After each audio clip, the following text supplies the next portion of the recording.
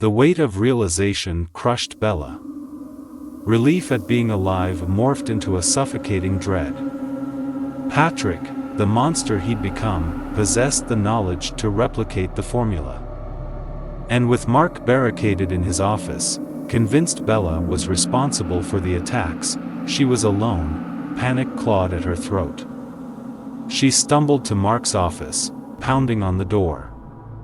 "Mark, it's me, Bella. Open up." But the only response was a muffled silence. Fear turned her voice desperate. "Mark, please. It's Patrick, not me." Through the blurred haze of terror, a thought pierced through the security cameras.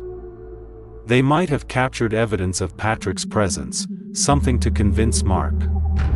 Racing back to the lab, her breath hitched in her throat. The camera feed displayed static, despair threatened to overwhelm her. But Bella, fueled by a desperate will to survive, forced herself to focus. Patrick, for all his newfound power, was still blind.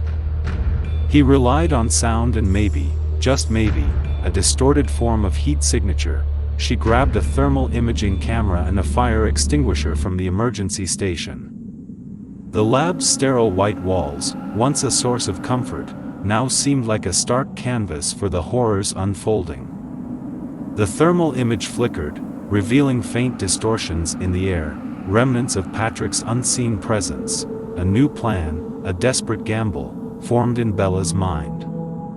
She retreated to the farthest corner of the lab, activating the fire extinguisher as a makeshift strobe light.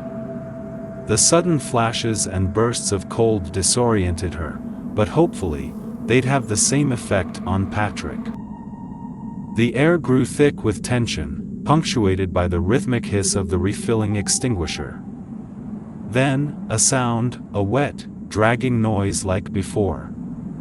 But this time, Bella was ready. With a surge of adrenaline, she aimed the thermal camera beam at the distortion, then unleashed a blast of freezing CO2, a blood-curdling shriek, unlike anything human, echoed through the lab. The thermal image flickered wildly, the distortion recoiling from the blast. Bella squeezed the trigger again and again, a primal scream rising in her throat. Suddenly, the lab plunged into darkness. The power must have gone out. The CO2 ran out with a hiss, leaving Bella in suffocating silence. Terror coiled around her. But a sliver of hope remained. Maybe, just maybe, she'd hurt him enough to buy some time. Heart hammering against her ribs, Bella fumbled for her phone, its faint light a beacon in the dark. The screen displayed a single, chilling message: "You can't escape the dark, Bella.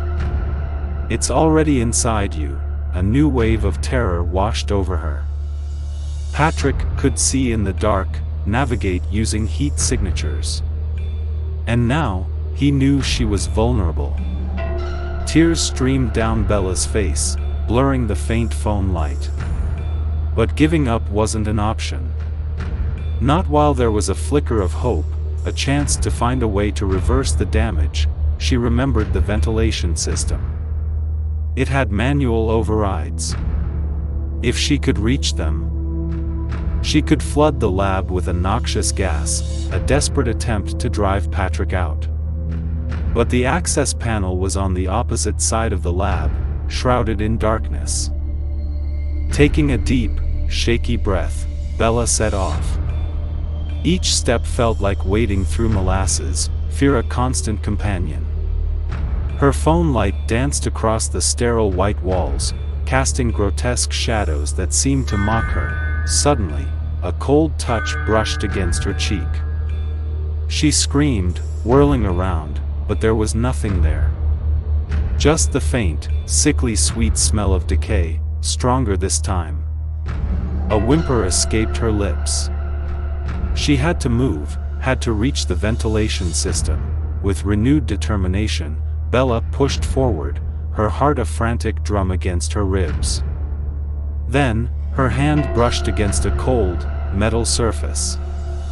The access panel. Relief flooded through her, momentarily eclipsing the fear.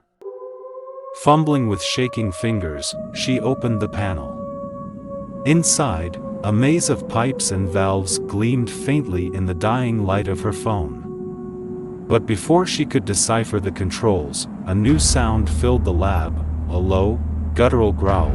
Bella spun around, her phone light catching a distorted figure emerging from the shadows.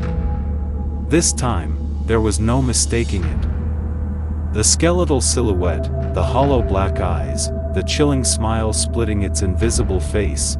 "Foolish girl," Patrick's raspy voice echoed, bouncing off the walls. "You can't escape the dark. It's already a part of you," Bella screamed, but the sound died in her throat as Patrick lunged. The phone clattered to the floor.